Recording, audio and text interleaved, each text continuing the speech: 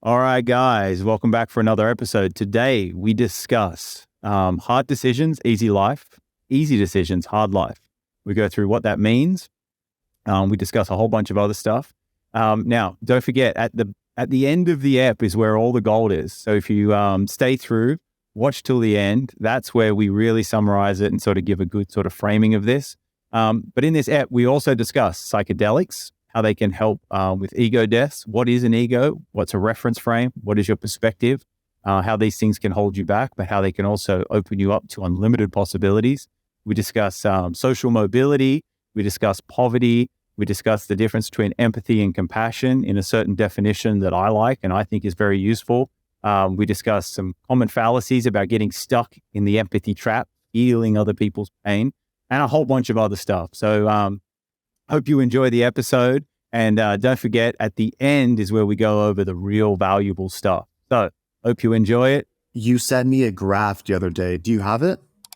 I do have it. You could pull it up. Can I share it? The graph essentially shows, yeah, if you can. The graph shows a schematic of two people, right?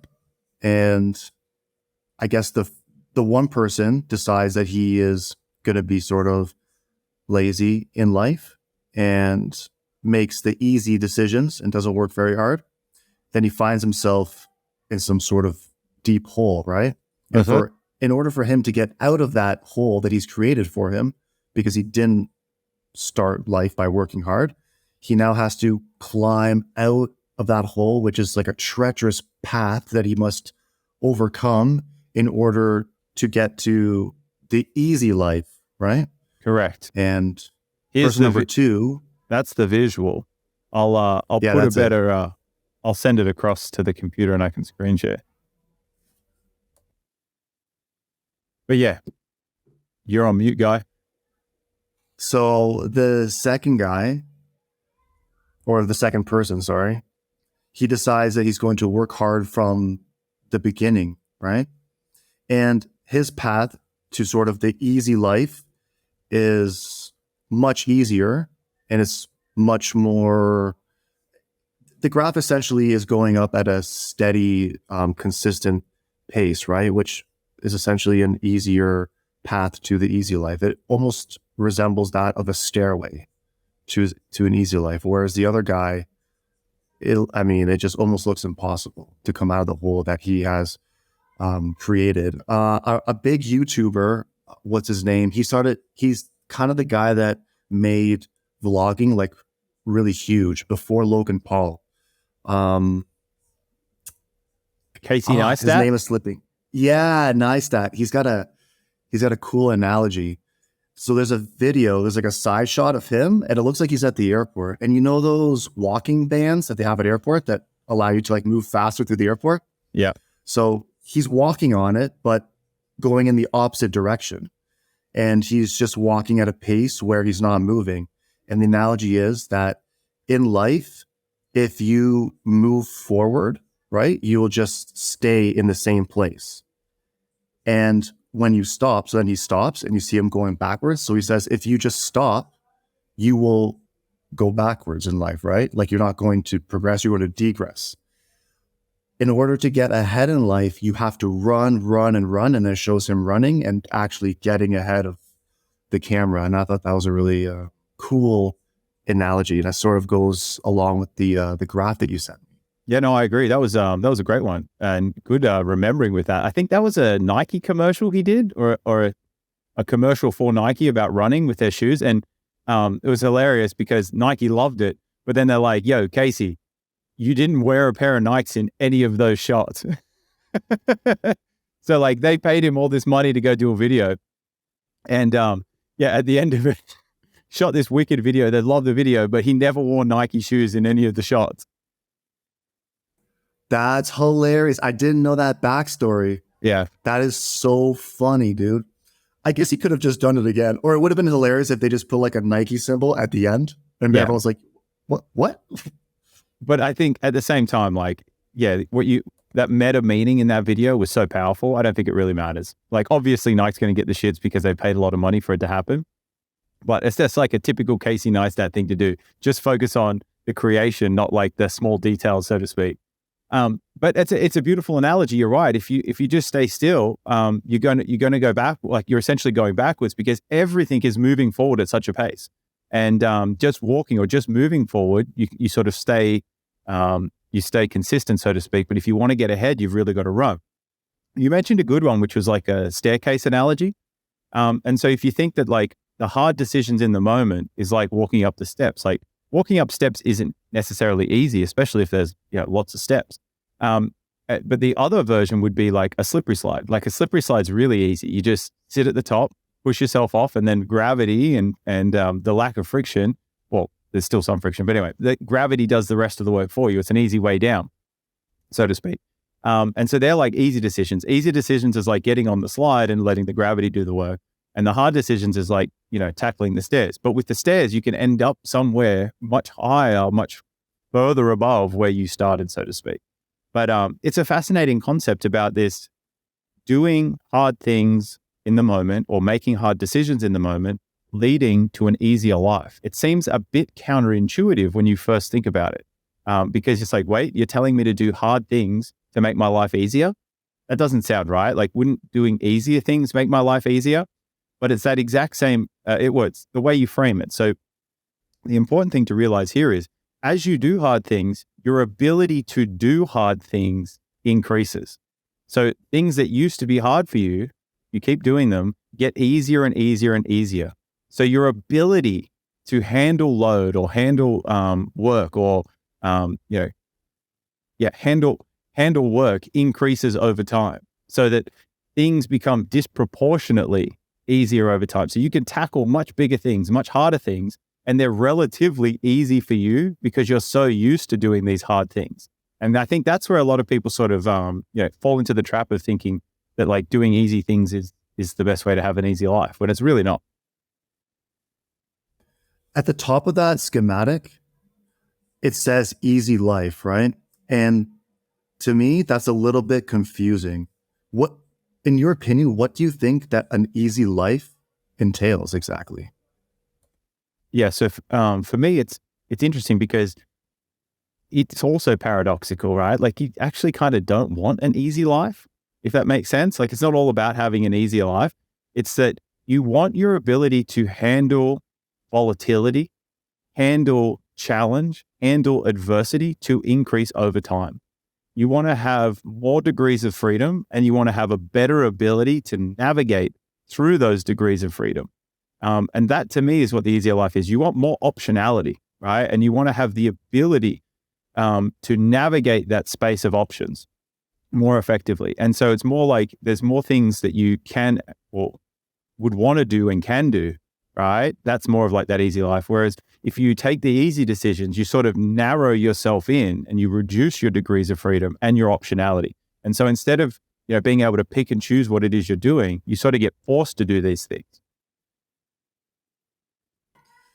Yeah, as you were saying that, I was thinking maybe the better thing to write at the top of that schematic would be possibilities or more possibilities, for example. Because an easy life, I feel like that's individualistic. One person who is trying to gain success, financial success, right? I think a lot of people associate money with having an easier life. Can be in some circumstances. I would say that that's the general idea, or at least it's the idea which we are sold, that work really hard, buy a house, have a family, and then have enough money to retire, right? So you can have like that easy life. And that's always been like the template life which the system has sold to us. So I think a lot of people associate easy life with having success, financial success, right? However, I'm positive that there are many people who have never had any money, who have been poor their entire lives. And if we were able to objectively measure their happiness, I think I could say that there would be many people who would fall in the happier categories with whatever assessment that we'd be able to create, in comparison to people who have achieved financial success. But at the same time, people who have achieved financial success would also be very happy. But I don't think necessarily working hard is a prerequisite for being happy. However, possibilities, right? Achieving more, having more possibilities in life, I think that there is a prerequisite of hard work and perseverance. Perseverance? Yeah. Perseverance, yeah. Yeah. So but I think that we try to define everything as like, everyone's goal is to be happy, but I don't think that is like if you're always happy, then it stops being happy because you don't know happiness unless you know sadness, right? One gives the other meaning, so to speak. And so if you're always trying to be happy, that just becomes your norm, so then like, I don't think that it's not a sustainable state to be always happy. Like if you show me someone that's always happy, I'll show you someone that's crazy or highly medicated. Like, it's not about that. So, happiness is interesting too, because it's a subjective thing, right? And so you can be living in a Amazon rainforest and have no money, have no concept of money, and be relatively happy.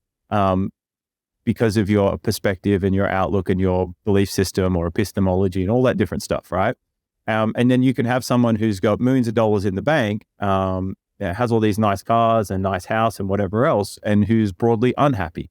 Okay, so like, yes, I think you're right in saying that it's not, you don't need to have money to be happy. Money only Naval has a great quote, and his quote is, money only solves money problems, right? So like, everyone's chasing more, or not everyone, but there's a large group of people who are chasing lots more money because they think it's going to make everything better. It's going to make their lives better. It's going to make them happier. It's going to make all of these other things. And that's just fundamentally not true. Money only solves money problems. Okay. So if you're unhappy and you don't have a lot of money, and then you've got money problems, right?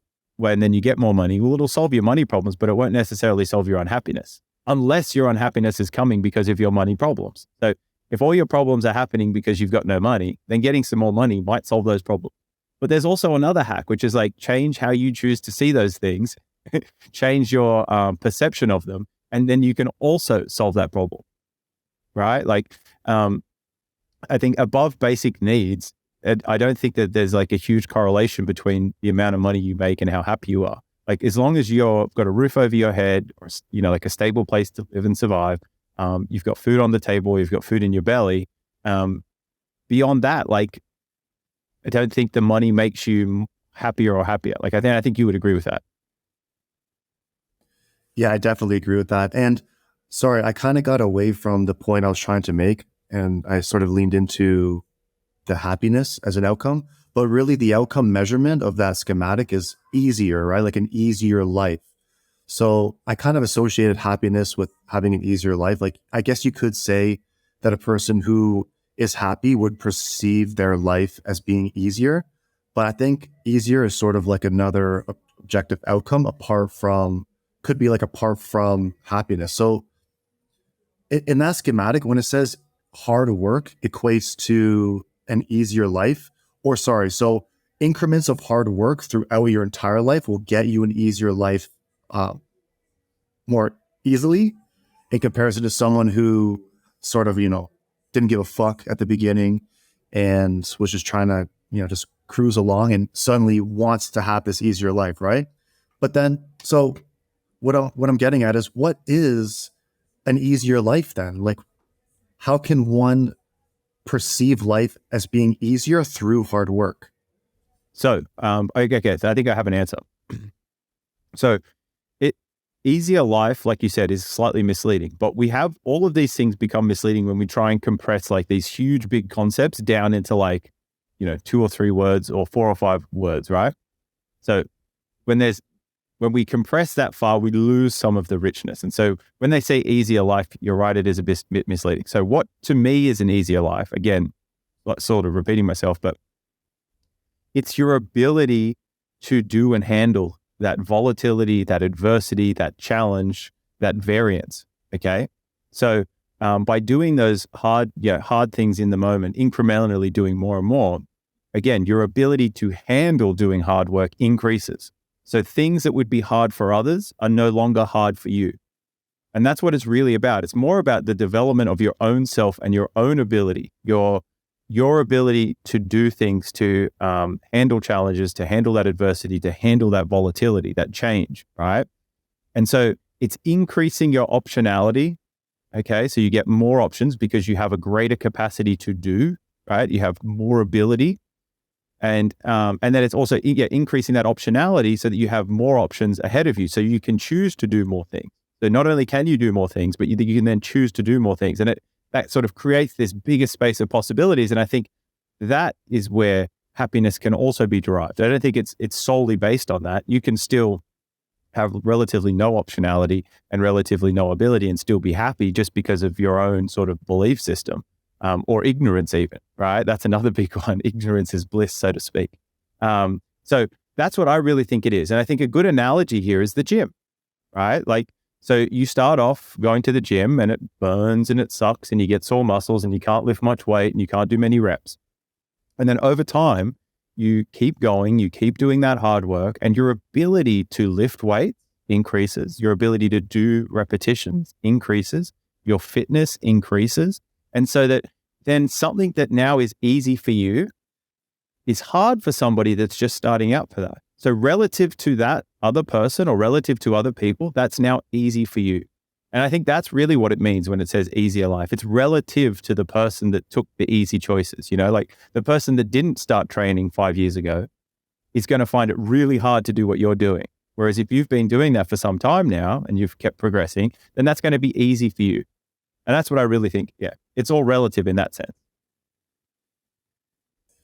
Yeah, that's true. So with that same mindset, I guess we could apply that to happiness in the sense that a person who sort of begins to understand who they are as a person and how they are in relationships and who they are in the world, or at their job or at their school, someone who is always trying to better themselves emotionally through many different ways, right?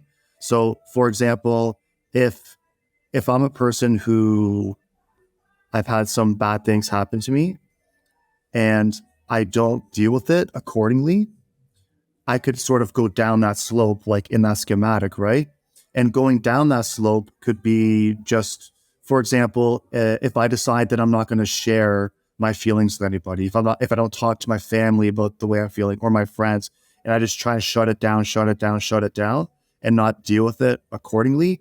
Or, for example, if I'm recommended therapy sessions and I don't go to those therapy sessions because I think I know what's best for me, or I end up taking certain psychotropic drugs to try and deal with if I have depression, for example.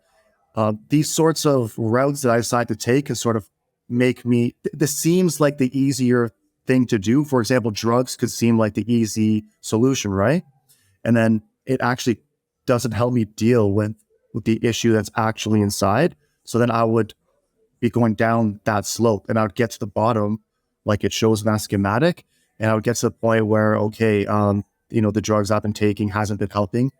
I'm going to have to try and do something else. I get off the drugs and now I'm having a really hard time talking about my feelings and dealing with them because this is all new for me, right? So I'm going to have a really, really hard time getting out of that slump and getting to that easier life, which in that case would just be someone who is self-aware and is able to deal with things accordingly and put their emotions in check and understand how to express themselves and how to deal with people and all that, in comparison to the person who from the get-go has always put themselves out there to understand their emotions and has always been not outspoken, but hasn't been afraid to let people know if they're angry or they're sad, and has been in many situations where they were able to express themselves, and that person would have a much easier time, getting to the point where now they can sort of perceive life as being easier because emotionally they're more stable and they have a higher level of emotional intelligence. Yeah. So essentially what I just got from what you just said is the following, okay? It's all hard, right? Taking easy choices, like life is hard. So pick your hard. You either embrace the hard now or you embrace the hard later. Okay. So like if you bite the bullet and you get used to doing the hard things in the moment, your life will get easier relative to where you started from quicker. Okay. Faster. All right. But if you take the easy choice in the moment, it's still going to be hard. It's just later. And you're going to have to, it's going to get way harder because you've sort of, you don't have the ability that you would have developed if you started doing the hard things in the moment. You've taken the easy route. So no matter what, like you said, you sort of hit rock bottom, right? And at rock bottom, you've either got to make a choice to stay there, which is hard. That's horrible. Or climb out of there. And either way, you've got to do the work. Like either way, it's going to be hard. So it really is pick your hard. And the answer is like, if you can train yourself, if you can get used to doing the hard thing in the moment, your life will become what you want it to be and what it can be much sooner than if you delay that by taking those easy choices. And that's all it is. Like at some point, you're going to have to do it essentially. And all of them are going to be hard. So like, just get used to like in the moment, doing those hard things, making those hard decisions, right? Because like what you just mentioned about the person that doesn't talk about their emotions or who doesn't share or who doesn't want to, try and go to the things that might help them or they're avoiding it because it is hard. That's why they're avoiding it, right? All they're really doing is just delaying when they have to sort of pay that price. And this ties into this other thing that I've mentioned many times on podcasts, man. It's like life is like a buy now, pay later kind of scheme. Like you either pay now, right, and reap the rewards of that long term. You get the dividends of your investment, so to speak, or you don't pay now, right? So you buy now, but you don't pay now. Then you end up having to pay all of that back with interest. Okay. So in one, you do the hard thing now and you reap the dividends for the rest of your life. And if anyone doesn't know what a dividend is as a payment. So if you buy stocks in a company and they make a profit, they'll typically, pay you a dividend proportional to the amount of stocks you have. So it's like, a secondary source of income or like having a side hustle kind of thing, but you don't have to worry about it. It just gets paid in. And in Australia, you can have it. So if they're franked with franking credits, they're already got tax deducted. So all of that money is tax free and it's a fantastic thing. But the reason you get that is because you're giving them some money up front. You're losing some of your money, so to speak, so that you get this revenue stream as long as you hold the shares. Okay. That's a dividend. Now, on the other side of that, if you take the easy option, which is like trying to get having things before you have the money to get them, okay, you end up having to pay back all of that money plus interest. So you end up paying more than what that thing originally cost because you didn't have that money in the moment and you sort of are beyond your means, so to speak. So yeah, you either bite the bullet, do the hard work in the moment and reap the dividend, or you don't, you take the easy choices and you end up having to pay that same price, but with interest in the future. And that's how I see that diagram, right? Is as you climb up that ladder or up those stairs, so to speak, things start to get easier and easier and easier. And that's the dividend, is that hard things get easier for you.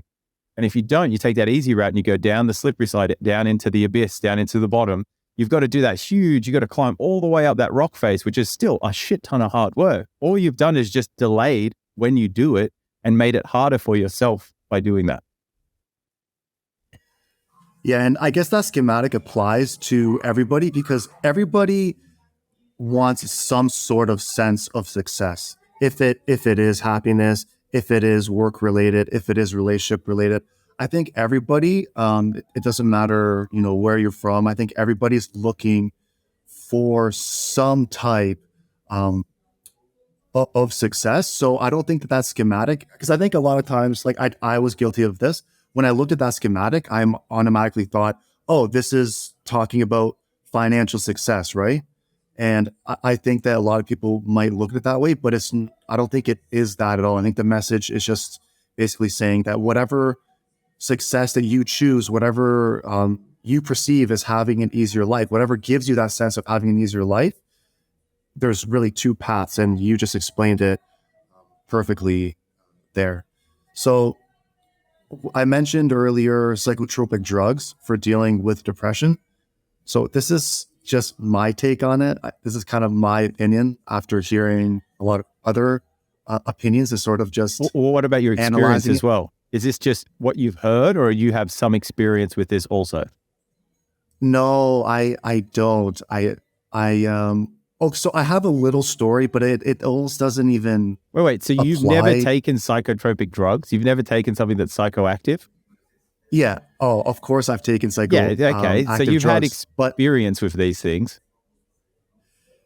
yeah, I mean, I was talking more about taking it in terms of trying to not cure depression, because we know that they doesn't cure depression, but to mask the symptoms of depression. I was sort of Yes. going that route. But Yeah. some people do that consciously, and then other people do it unconsciously. Like a lot of people self-medicate without even knowing that that's what they're doing, right? Like alcohol That's yeah. can come into that category. Marijuana,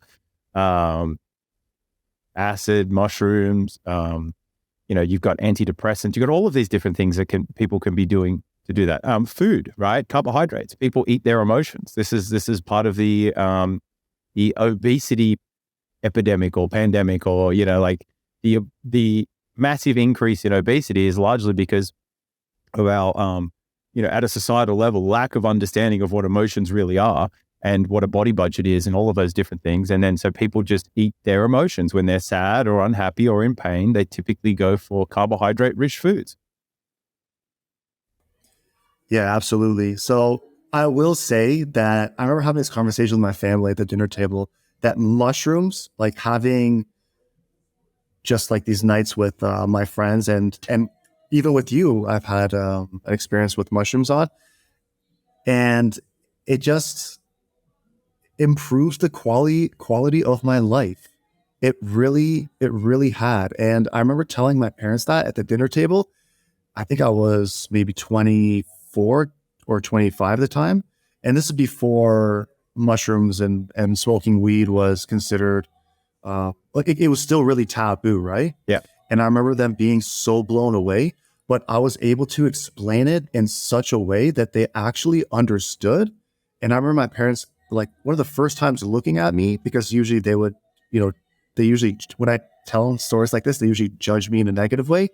But this is the first time where they were like, wow, that's actually interesting. And what I explained to them was that it allowed me to connect with my feelings, my emotions, and a lot of the perspectives in my life on a much deeper level. It's almost like a really like heightened sense of meditation, right?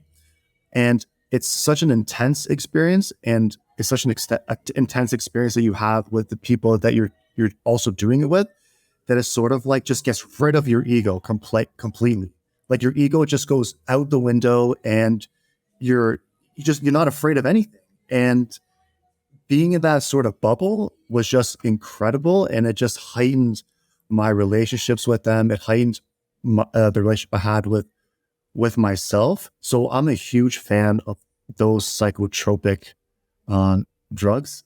Are we classifying it as that, Bruce? Well, Mushrooms? mushrooms are psychedelic for sure. So there's definitely that. But yeah, so it's interesting, right? So you mentioned those benefits for you, and you mentioned the dissolving of the ego, and that's my experience too. But reading the literature and things like that, and then also having experiences like this, like I'm a big advocate of that, mushrooms and even LSD, and not just in big doses like the heroic doses or the ones where you actually do have hallucinations or psychedelic, experiences, so to speak, but even on a microdosing level.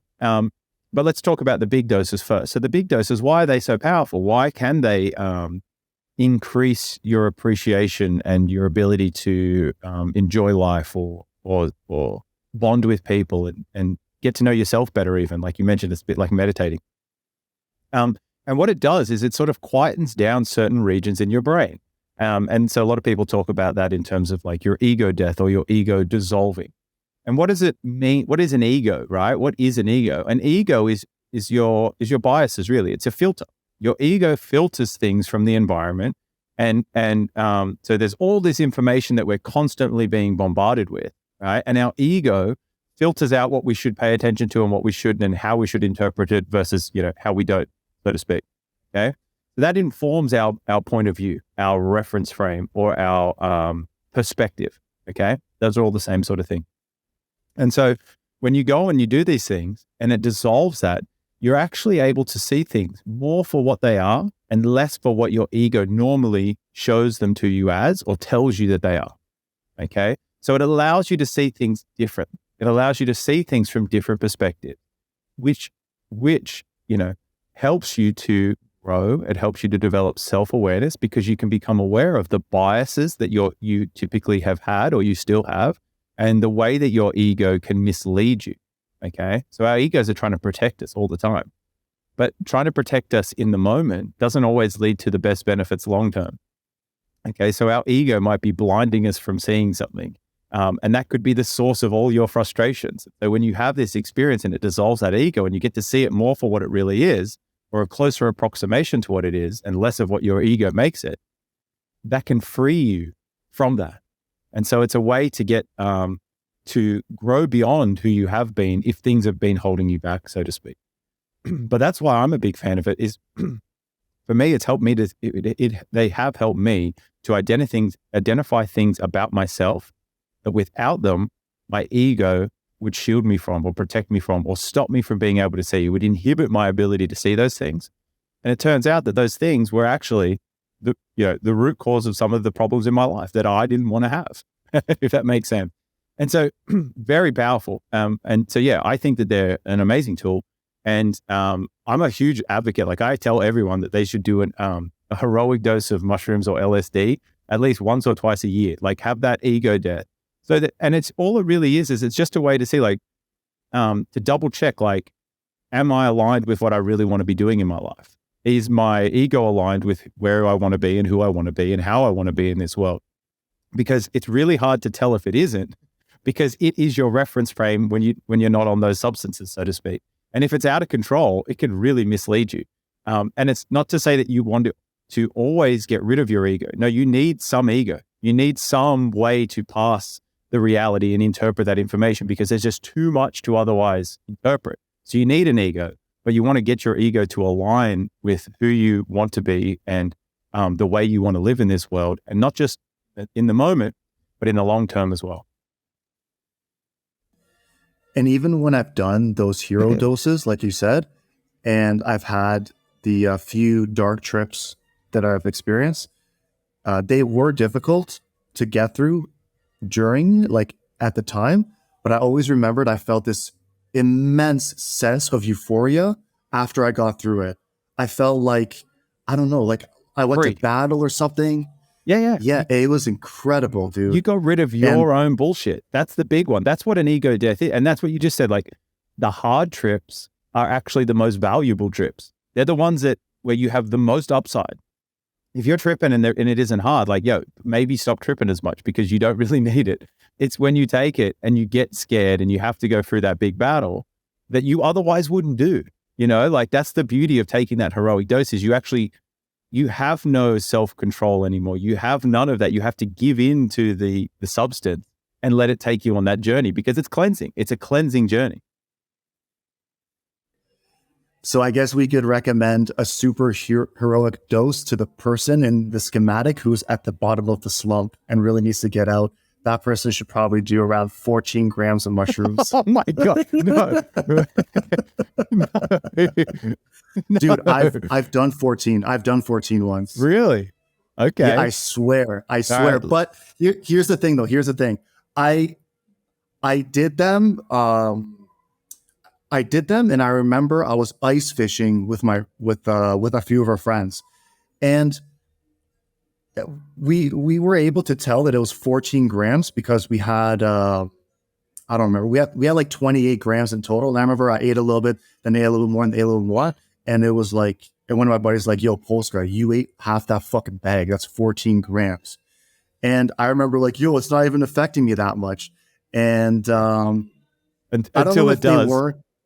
Yeah, until it does. Yeah. But I did have a dark trip that time. And I don't know if I built up a tolerance to mushrooms, but there was a point in my life where I did build up a tolerance to psychedelic drugs in a way. So I believe that was probably around my peak of my drug consumption.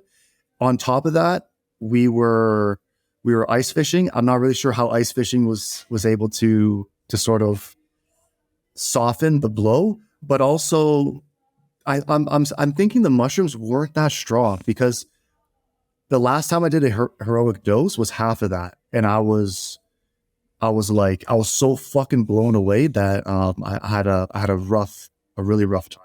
Euphoric after, but yeah, 14 grams is something really, really crazy. But you can ask our friends; they can confirm that it was 14 grams. But like I said, I just don't believe that they were that potent, because that's a ridiculous dose. Not all mushrooms are created equal. So all different strains and breeds, or genius of mushroom, so to speak, have different levels of psilocybin in them. So some, 1 gram might be a huge amount of psilocybin in one genus of mushroom versus another mushroom where you might need to take 10 grams for the same hit. So yeah, they could have just been less potent. But you said an interesting thing, like it wasn't a dark trip even though you took so many. It's not. Dark trips aren't associated with the quantity, guy. Whether you have a good trip or a bad trip is purely you. It's your internal state. It's, do you have a lot of shit that you need to deal with? Well, if you do, it's going to be a dark trip. It's not just that, right? That plays a big role. That's one of the factors. The other factor is your environment. Where are you and who are you with when you're doing this? Because that will also play a huge role on the kind of trip that you have. Okay, so it's very it's the old nature versus nurture debate, so to think. But it's your internal state and how much crap you have to deal with, and how out of control your ego is, or not out of control your ego is, or how much stuff you have that you haven't dealt with in your life that sort of should be dealt with or needs to be dealt with. The more of that you have, the higher the likelihood that you're going to have a bad trip. But bad trips aren't bad. That's the crazy thing. Bad trips are fantastic. They're an opportunity for you to free yourself of that burden, to deal with those things and to grow and surpass that. It's like your bullshit, your trauma, and all of this stuff that's happened to you in your life are like anchors that hold you back. And the beautiful thing about psychedelics like that in the decent dosages is they offer you a mechanism to break free or to release those anchors so that you're no longer held back and held to that point in time, doomed to repeat the same things over and over again. If you can deal with those things in that bad trip, you can then surpass that. You can leave and you can explore beyond that point of anchorage. Would you agree that a hero dose is 4 or 5 grams? Because I don't want to start sounding like we're recommending people to do 14 fucking grams of shrooms. Yeah, I believe a hero dose is like 4 or 5, right? Yeah. So typically people refer to it as a heroic dose, as opposed to the hero. But yeah, heroic dose is, they do say between 4 to 5 grams, but it also, that's with your classic sort of gold tops and there's another name for them. But then you've got is it penis envy? There's another mushroom breed called penis envy, and they're meant to be quite strong. But yes, there's all different strengths of mushroom. But typically, I think it's the gold tops, or I can't remember the technical name for them, or their mycelial name, so to speak. But yeah, it's between 4 and 5 grams. That's what you typically read. But yeah, it'll vary across the different genus of mushrooms. So what I wanted to say earlier about my opinion on psychotropic drugs. So the ones that I was talking about specifically are ones that are prescribed by doctors to sort of treat depression. And here's my take, right? These drugs, I'm not a doctor, by the way, but I still have a take on it either way. These drugs mask the symptoms of depression, right? Through pathways in the brain. And what I've heard people say is when they're on these drugs. Yeah. I don't remember the technical terms at this moment. But it's SSRI stands for selective serotonin reuptake inhibitor. So it works on the serotogenic pathways, or however you say that, to do with serotonin. Right. So it sounds like it inhibits those pathways, the absorption or blocks the uptake, right? The reuptake. Hormones. Yeah. Okay. Okay. And people say that they feel sort of numb, right? Almost emotionless. So maybe they're not feeling sad, but they're also unable to feel happy. They're sort of like neutral, right? So So that's when actually, they, I can give you a literal, like, easy way to understand it. What they do is they cap your downside. So if your emotions have a variance like a wave, okay, what that does, if it's from the top to the bottom like this, okay, that's a normal human. Where you get low lows, but you also get high highs. Okay, so what a lot of these drugs do is they just narrow that band. So they cap your downside, so they minimize that downside. But the price you pay for that is you also minimize the upside. So they just keep you in this sort of narrow band where everything's just like, eh. so essentially it's just masking the issue and it's not actually getting you to deal with the roots of what is causing the depression. So personally, I'm completely against those drugs. I'm sure someone could argue that there are certain cases where those drugs are reasonable, but for the majority, I'm comfortable saying that get your ass in the gym. If you want to cure depression, start working out, start bettering your health, eat better, train more. I guarantee you, if you're suffering from depression, get your ass in the gym, get yourself eating right, that depression will be gone. I don't think there's anybody that could argue that working out and eating healthy will not at least better your quality of life and improve your depression. Like I think it's almost a guarantee. So a big well yeah a decent size study and paper came out a couple months ago about how they actually dispelled the myth of the chemical imbalance in the brain being the cause of depression. So that sort of disproves all the all of the crap about antidepressants. Now, do they have some use? Absolutely. So you could utilize some antidepressants or some SSRIs or something along those lines. If you're in a really tough place and you don't have the skills or the ability or the people around you to help deal with that immediately, and you could utilize them to help get yourself in a position where you could start to develop some of those skills, right? Because otherwise, like, so say something horrible or horrendous has happened and you just don't have the ability to deal with these. You don't have the cognitive tool set, you don't have the support network, and you don't have people around you. So you could utilize them so that it was at least somewhat manageable. And then you could take that, and as long as you do start to develop those skills and those tools and try and find the people to help you with that, then you could slowly come off. So there is some validity there, absolutely. Okay. And again, for people who want to live their life in that narrow band, that's perfectly fine. Like, if that's how you would like to live your life, go for it. But just understand that's essentially what's happening is you're minimizing your downside, but you're also capping your upside. And that's the price we always pay. Like I said, it's not always about trying to be happy. It's understanding that the thing, like, we only have happiness because we have sadness. And then none of them are good or bad. They're not mutually exclusive. A lot of the time, sadness comes because of a happiness that you used to have. And when that goes, then you get the sadness. But then the beautiful thing about that is you look and you think to yourself, well, the only reason that I am sad is because I did really care and I love that experience that I had with that person, or I love the memories that I had, and I no longer will have them anymore. And if I didn't have all of that, I wouldn't be sad right now. So even sadness is beautiful. Like we look at these things so one-dimensionally when they're not that one-dimensional. They're multi-dimensional. But yeah, so big paper came out essentially dispelling the chemical imbalance stuff about that. So much of it just comes down to our perspective and how we choose to see things, that epistemology, right? Your belief system. And if you fundamentally understand that, like, the reason we have happiness is because there is sadness, and the reason we have sadness is because we have happiness, and then you accept that, things become way less intense in that regard. And you can find beauty and happiness in sadness, which is a weird thing. Yeah, you made a really great point.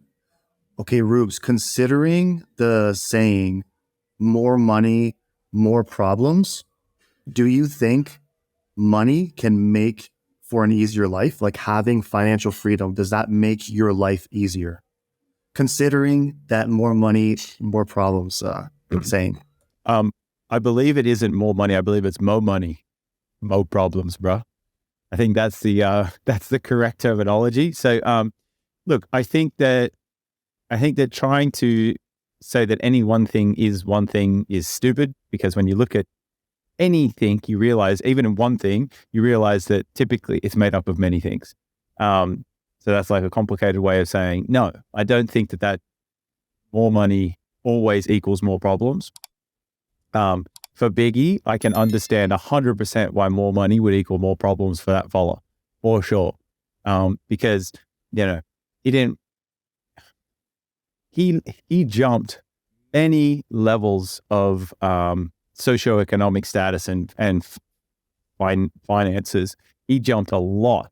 Like he jumped orders of magnitude in a very short period of time. And so typically what happens when you make such a extreme jump is you don't have the time to develop the skills required to learn how to manage that money and deal with those things. So for him, I can understand why more money equaled more problems for him. And I can understand why that would be true for many people, but I don't think that it is exclusively true. I don't think that just because you have more money, you end up with more problems. I think having a good amount of money, it can be an amazing thing. It essentially, like, what is money, right? All that money is essentially, it's an ability. It's a universal medium of exchange. You can exchange money for almost anything. You can exchange it for people's labor, for people's time, for objects, for it is this universal medium of exchange. So the more of it you have, the more you can do in the world, the more effect you can have, the more changes you can cause or you can push towards, right?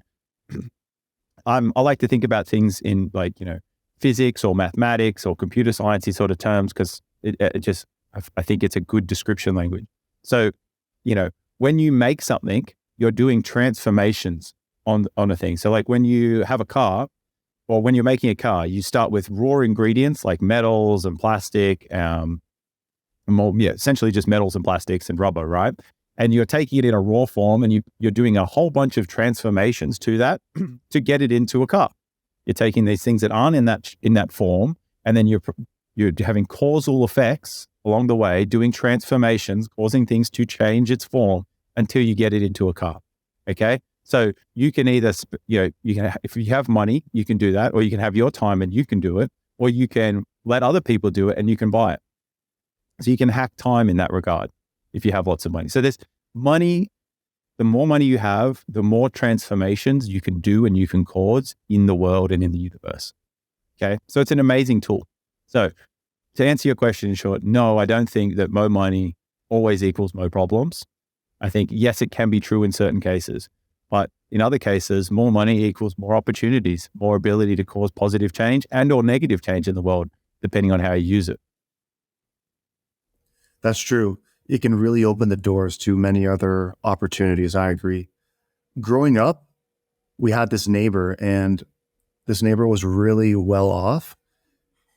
And in his backyard, he had a really elaborate, beautiful tree house, right? And where I grew up, that was one of the things that we enjoyed doing the most, was just finding wood and stealing nails from my dad and using his tools to try and build tree forts. And we just used to love trying to build them higher and higher and higher, right? And our neighbor had this elaborate, amazing tree fort that we wanted to go into, right? Because he had kids as well, obviously. And they sort of invited us over to go check out the tree fort that I think he had someone build it. It was a professional tree fort. Anyways, prior to us going into the tree fort, he wanted my mom and dad to sign paperwork, legal paperwork, saying that if we got hurt or if anything happened, that we wouldn't be able to sue him, right? And I remember my dad being really, really upset by that, because the way my dad was, his culture, you don't sue people. If an accident happens, you have a beer, you cheers, and you say, well, that was kind of fucked up. And you kind of go along with your day. Accidents happen, right? And I remember him being really, really upset. And I thought it was so strange at the time when I was a kid. But then you later find out that because he was so well off, he had people constantly trying to take from him. Correct. Constantly, people just trying to sue him for something, take something from him, family asking for money, friends asking for money, not paying him back. Just all of these things just over the course of his life that have happened to him. And it just brought him to the point where he realized, man, I got all this money, but if I don't take the necessary recourse, I'm gonna lose it all. People will just take it from me. And he's had so many of those experiences. So it got to the point where he felt it was completely necessary to ask my family to sign paperwork. So we were able to go into the tree for it. And I always think about that guy. I think about that guy a lot sometimes. I'm thinking, like, his life does not seem easier. He seems like he has to deal with a lot of headaches and a lot of bullshit. But like you said, at the same time, he's got a world of possibilities at the same time. And it could be that he's putting himself in these positions where people are trying to take from him, right? Because with all the money that he did have, there is probably a lifestyle in which he could live where he's not dealing with the many headaches which he was currently dealing with. So I think I sort of am answering my own my own question here. So what you're getting at is the fault. Like, so you're presupposing that like him doing that is a negative imposition on his life. No, what you just described is essentially like this, there is no free lunch, honeypot sort of stuff. Like, the more you have, right, the more of a target you are for other people who want to take that from you. Okay. So like, there is responsibility that comes with having sort of money and nice things and all the rest of it, but that's not a downside. All right. It's only a downside if you think that you shouldn't have to do it, but that's silly. Right. Because, nothing comes for free in this life, like really and truly. Our bodies are under constant attack all the time by bacteria and everything else. That's why we have skin. That's why we have stomach acid. That's why we have like all of these. That's why we have an immune system. Okay. So like, it's because we're under attack continuously. Okay. And the more resources you sort of have, the more everything in the environment is going to try and get those resources. And money is just another resource as well, because it gives you access to every other resource, so to speak.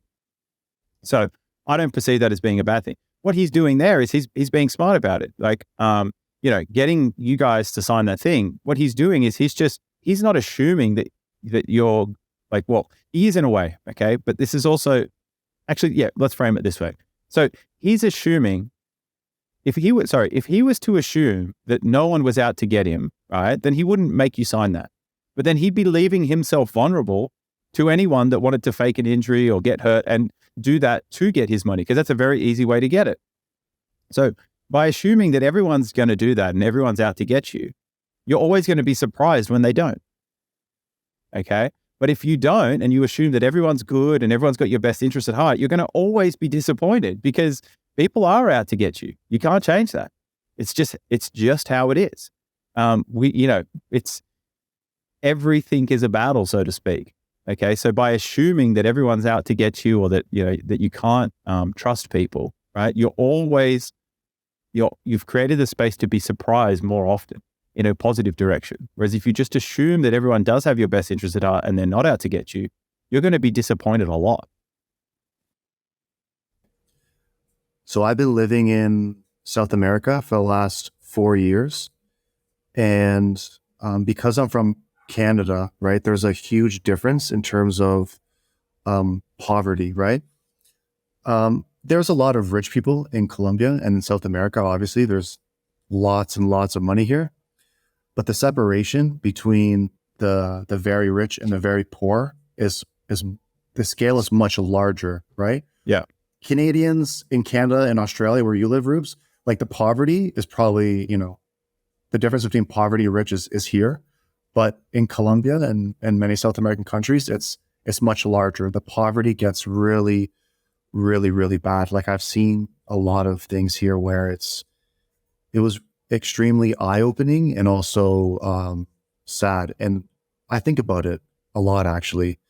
Um, and the level of poverty here, what happens is that people, because they're in those situations, they can work really, really, really hard, day in, day out. I'm talking about like, 6 days a week, all day, every day, sometimes even seven, breaking their balls, and they will never get out of poverty.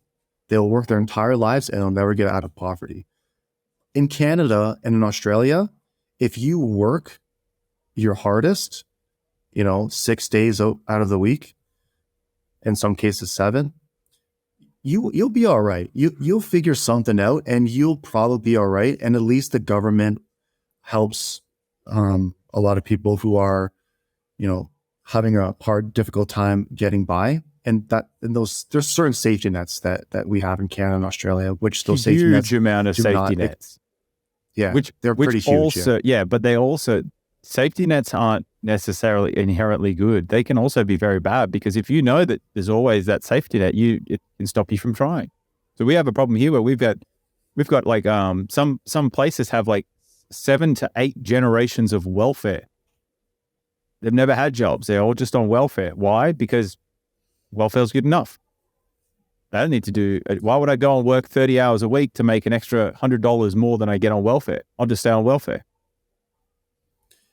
Yeah, which is a ridiculous mindset to have, because actually working somewhere and doing something productive gives you a sense of well-being, a sense of accomplishment that you can't get from just collecting welfare. I don't care if it is only $50 more a week that you would get from your job. It's going to give you a sense of happiness. But how do they know that if the last 6 generations of their family have only ever been on welfare? That's all they know, right? We only know what we're exposed to. Do you know what I'm saying? So I'm just getting at, like, safety nets aren't inherently good or bad, right? They can have downside. They can be helpful for sure, but they can also have big downsides where people can just be chilling in the safety net. What I was going to say was, God, they know now. They're watching the Idiot Squared podcast, and 2 idiots are explaining it to them. Yeah, I hope so. So, what I've seen is, there's some people that have been living that way here in Colombia, and they have fought their entire lives, and they still haven't been able to get out of poverty. And many of these people seem happy. I think that if you ask them, they would probably say that they were happy. I know one guy. I'm thinking of one guy, an example. My buddy Luis. He's been a driver his whole life, so he's not at like that bottom category of poverty, because he did have a job. Like, there's so many levels of poverty here. It's crazy. However, he has been struggling his entire life, and he hasn't necessarily made anything of himself. Like, he doesn't have a house, he doesn't have a car to his name, right? But he's worked his entire life, and he's just fine, just chilling. Like, he works, he drives people now.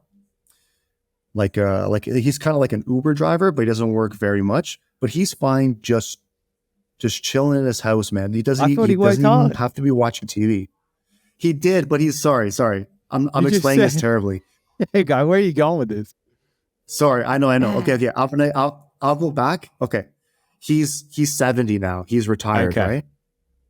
Sorry, yeah. So he's retired now. He had worked very hard his entire life. And anyways, yeah. So he's 70 now, and he's chilling. And I'll be getting to know him, because we use his driving services quite frequently, and he's just been like our go-to guy, and he just likes spending time with us. So he'll drive us somewhere, and then he'll just hang out with us. You know what I mean? While we're working. And so I've gotten to know him, and I've never seen him get angry about something. And I've spent enough time with him. I've never seen him really be depressed about anything. People will cut him off on the road sometimes. People will, get into it with them while he's driving, and he deals with every situation like really really well. He just seems like emotionally stable from what I'm perceiving, and he seems like he is a happy guy, right? So even though he's worked hard his entire life, I wouldn't say his life is easier now. No, I guess it would be because he's working less. Correct. I kind of lost where I was going with this. You tied yourself in a knot there, bruh.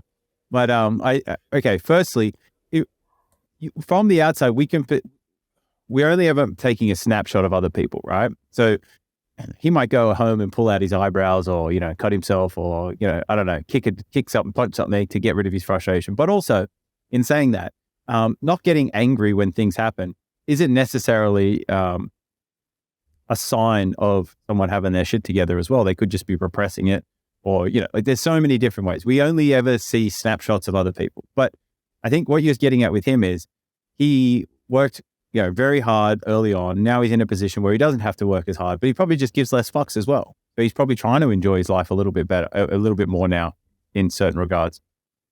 But like all of those things, you mentioned that people work really hard over there and they'll never get out of poverty. But that's because they're also doing what they know and what likely their parents or their families did as well, which is physically work hard, doing those physical labor jobs.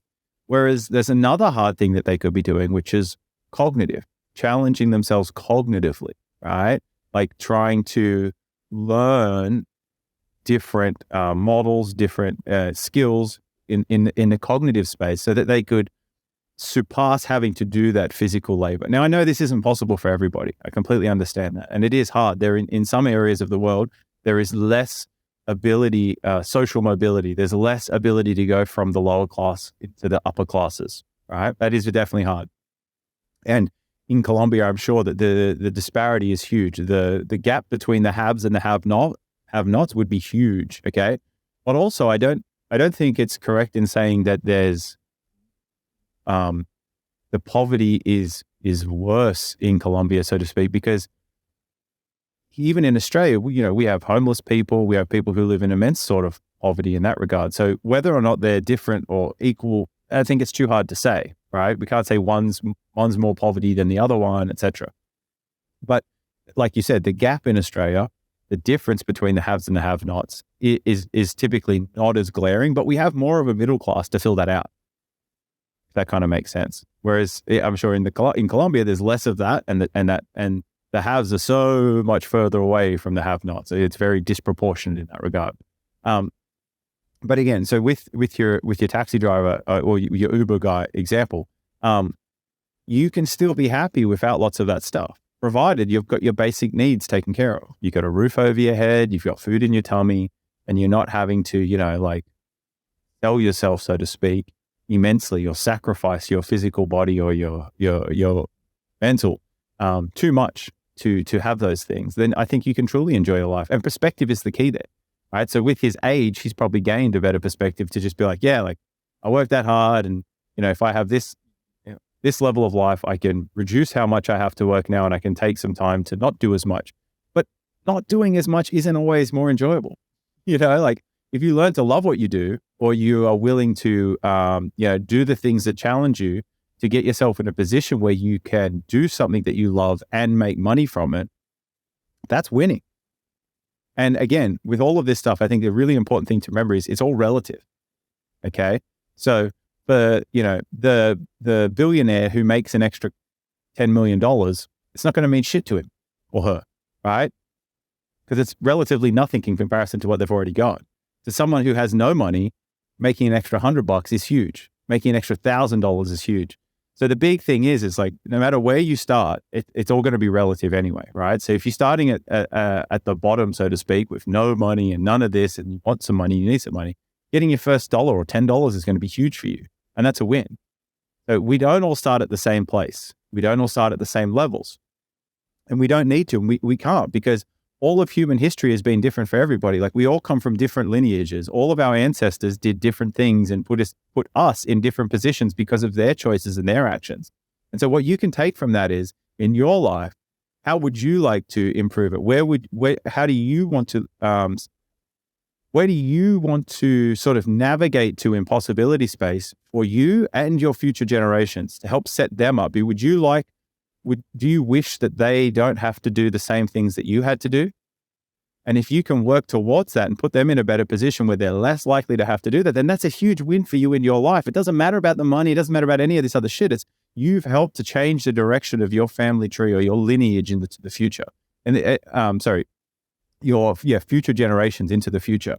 And that's all it really is another big source of unhappiness and sadness and the rest is comparing yourself to other people. Other people who started in a different place or live in a different country, who had different opportunities, whose parents did different things to put them in that position, and then thinking, oh, I want all that. No. Focus on you and what you can do to improve your circumstance and your situation. And I think that's a good way to hack happiness as well. It's part of social media makes it tough because you get to see all these other people doing all these different things, but you don't know what they did or what their families did to have to get all that stuff. And there's no point even sort of wasting your time on it. Do you and focus on getting yourself into a position where you can be doing more things that you truly enjoy or love to do, and financially being rewarded or being rewarded in some other mechanism, because that's winning in life, in my opinion. Yeah, well said, bro. So I kind of used Louise as an example, which was didn't end up being a good example. But what I was getting at is that there are many people in Colombia who have been working hard their entire life, and because of their possibilities, because of where they live and their social economic status, I doubt that they will achieve an easier life. It's almost as if life is just going to get more and more difficult for them while they're working harder, because there is like a limitation to what not everybody, but there is a limitation just because of access, to certain things and where they started. Yes. Okay. But now with the internet, with books and with other things, you have access to information. You have access to developing skills now that you otherwise wouldn't have done. But you just said working hard, right? So you could work hard physically with your body and do physical labor, but you can also work hard cognitively and try and learn things that you otherwise didn't know beforehand. Okay. So for me, I've always been pretty good at using my body, right? And so I lent into the physical side of stuff. And it wasn't until I really started to challenge my mind and force myself to learn things like, mathematics, lots of mathematics. I had to do lots and lots of mathematics because as a kid, I didn't pay as much attention to it. I was good at the physical, so I was good at sport and doing those kinds of things. So that's what I really lent into. I was like, I don't need maths. Well, it turns out maths is very helpful for a lot of different things. And art and things like that, like learning to utilize my brain was really hard for me. Okay. So yes, physical labor might be hard, but it was kind of easy really. So if I could do physical labor, it was kind of easy for me, might be hard for other people. The hard thing for me was the mental, the psychological, right? And so when I lent into that, that's when my possibility space really started to change. And so the same thing exists for them as well. And so, they could bust their ass physically and get nowhere. Yeah, because this is another great Naval quote, right?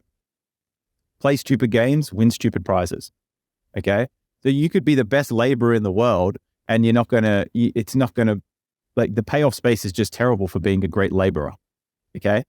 Whereas if you get really good at matrix, linear algebra or something like that, a whole possibility space opens up for you, and you could become a machine learning expert. You could become a computer scientist. You could become a hardware engineer for computer chips and come up with, or work on a team that, is developing cutting edge technology and get a huge bonus. And the possibility space is completely different for those things. And with the cognitive space, it's almost infinite. Well, it is infinite. It is an infinite number of possibilities if you develop this. And so that's what I really want to get across is it's through education, through developing and challenging yourself mentally, that's where the real possibilities open up. Okay, let me try and paint a better picture for you for the level of poverty, so you understand my point a little bit more.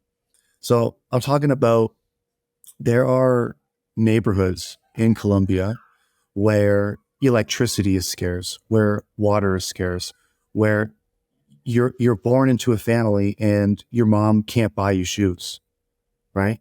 The Well, I school think that, okay, education. firstly, okay, I'll go stop you on that one. Shoes are overrated, bro. Like, barefoot is the way anyway. Like, I don't wear shoes most of the time.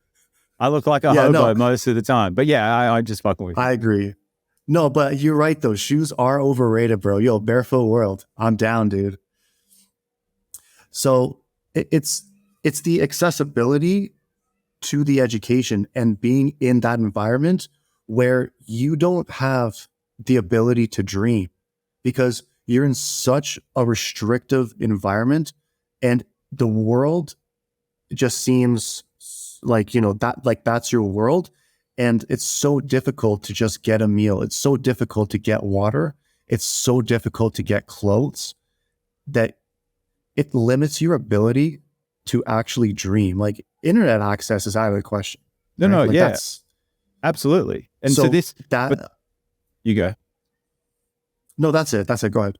So absolutely. And that is a harsh reality that there are places in the world that are still like that, where we have all this abundance, but there are still places where, basic needs are still not met, right? And then there's all this chaos around around in that environment. Absolutely, and that is harsh. That is a harsh thing. Now, what can we do, or what can those people do? Well, that's a huge unsolved problem. The fact that it still exists shows that it's an unsolved problem. And so, as much as I feel for these people, there are programs and there are people in the world who have access to resources who are trying to help with this sort of stuff.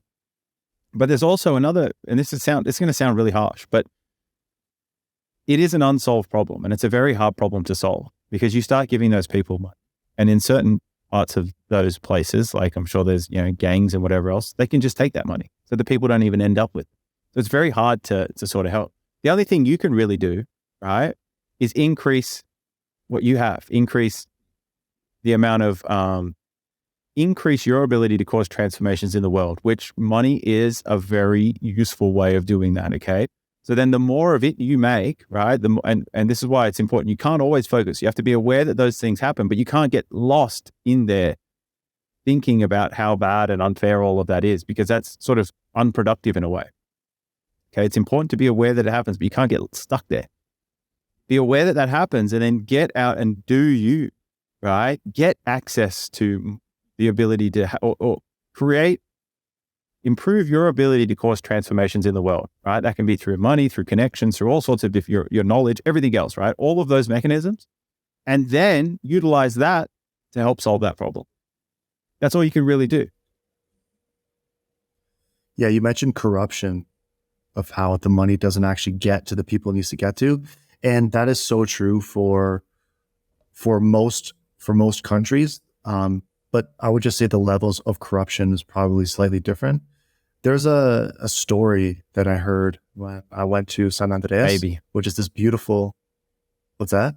You said the levels of corruption is different. Like maybe they just hide it differently. It's Yeah, yin that's a and good yang, point. bro. It's yin and yang. It's a balance, man. It's just how it life. We were in San Andreas, which is this island, this gorgeous, beautiful island in Colombia. And I mean, it's just like, it's just one of the most beautiful places I've ever been to. And we were on this boat tour, and the tour guide's like, yeah, so welcome to San Andreas. And he started talking about the corruption in San Andreas.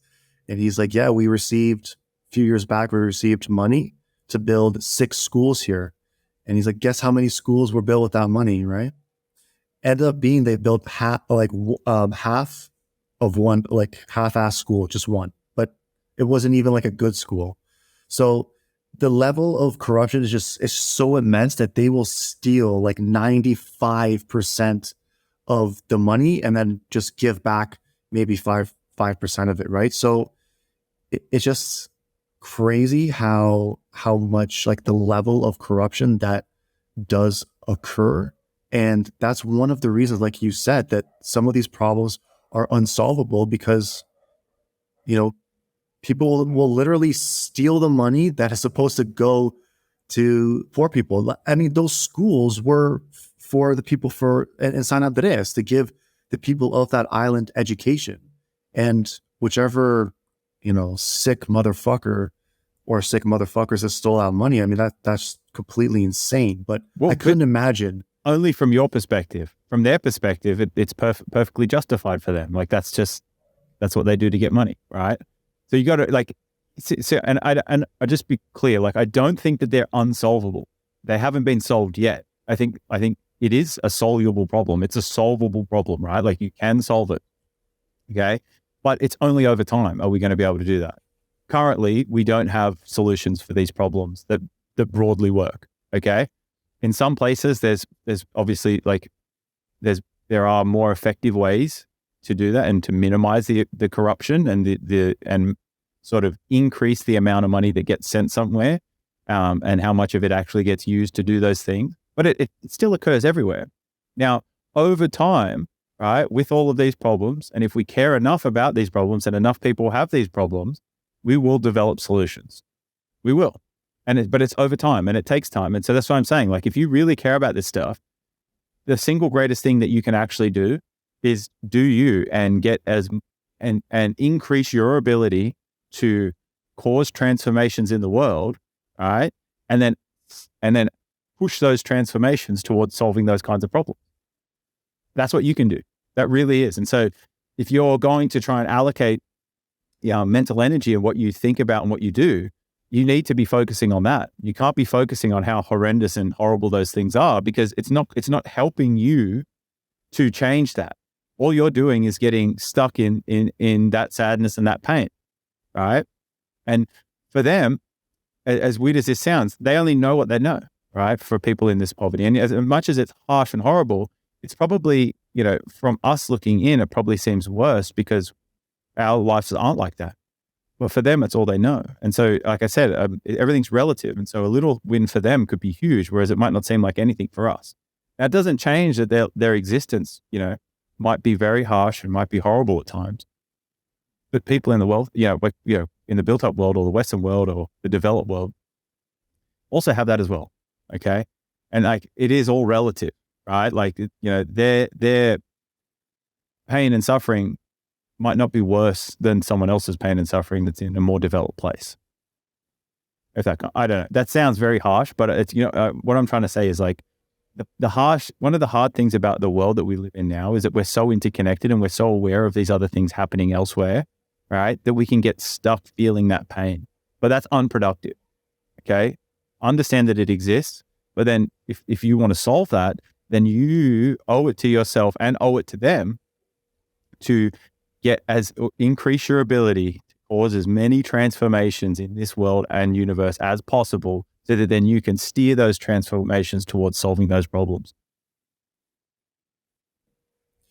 Yeah, I mean, maybe it sounds harsh, but it is the reality, and it is what it is. I don't think you said it in a harsh way at all. It's the framing. You know what I mean? Like, that's not a conventional framing. Like, typically we're like, oh, poor this, poor people, like that's the typical framing. Whereas I'm trying to explain, like, if you get caught in that trap, it's useless. To me, that's okay. So sorry to cut you off, but there's a really interesting distinction we can make here, right? Between empathy and compassion. And so one way to think about empathy and compassion, and everyone talks about being more empathetic and all this kind of thing, but there's a framing that I really like, okay? And it's empathy is feeling the other person's pain and suffering, okay? Whereas compassion is being able to, simulate their pain and suffering, but then going, what can I do to help, okay? So empathy can leave you helpless. And if you're too empathetic about all of these things, you can get stuck feeling the pain and suffering that those people are going through that you don't need to be going through. It's only because you're choosing to feel theirs that you're now stuck experiencing it. Whereas compassion is going, oh, okay, I can understand that might be really harsh and horrible. And there's other ways we can do this. What can I do to help? So empathy, compassion is like empathy plus action. Whereas empathy is just that stuck feeling that pain. And I think empathy in that frame is essentially useless, right? Compassion is the very useful thing to have. I think you've answered this more towards the beginning of this pod, but I kind of want to just ask you again to sort of conclude. What is an easier life as you perceive it? Like for you, what is an easier life you think for yourself? So, yeah, definitely. It's all about possibility space and being able to navigate that possibility space. Okay. So to me, a hard life is being in a position where I have to do all of these things because I have no other choice. Okay. So I don't have many choices. I have very limited choices and very little possibility space. And so I'm forced to do these things because I have no other option. That to me is a very hard life. Okay. The easy life or the good life for me is being able to have that optionality to everything that I'm doing increases the things that I can be doing and could be doing, right? So I'm trying to maximize those degrees of freedom, that optionality, that option space, and my ability to then navigate through that space so that the things that I want to do and need to do are more aligned, right? But I have the ability and the options to choose between those things, but I can also have greater effect with that. But that to me is really what an easy life is. It's that increase in optionality and increase in possibility space and then the ability to navigate that space well. I love that, dude. I'm going to steal that answer. I'm going to say the same. I think to me, it's the most useful way of thinking about it I've come up with. I've got to, I did prepare something slightly for this. So I just, yeah, I do. So, it's just like a brief little doc. Okay. And we can put it in the show notes, and we have a new blog, by the way, where we will have all of these posted. I've resolved those issues. Apologies for the mix-up. Nice. Okay. So, nice. Hard decisions, easy life versus easy decisions, hard life. Okay. The concept of embracing hard things in the moment leads to an easier life, while choosing easy things results in a harder life long term. This concept can be understood through the lens of local maxima and minima, and global max and global min, as well as time horizons of decision making. So local versus global max min. In optimization problems, local max, local min represent the best or worst outcome within a small region, while global max min represent the best or worst outcome over the entire problem space. When people choose to do easy things in the moment, they're often optimizing for a local maximum, short-term satisfaction, at the expense of the global maximum, long-term success. Okay? For example, very simple example, watching TV instead of learning a new skill might provide immediate relaxation, but in the long run, it may limit personal or professional growth. In contrast, choosing to embrace hard tasks, expanding one's capabilities, and increases the likelihood of reaching a global maximum in terms of happiness, success, or personal growth. All right? So short-term versus long-term time horizons. When people focus on short-term rewards, they tend to make decisions that bring immediate satisfaction. Okay, it's like eating the donut, but might not contribute to long-term well-being. Not having excess or huge amounts of excess body fat, right? This can lead to a harder life in the long run, as they may face health issues, career stagnation, or lack of personal development.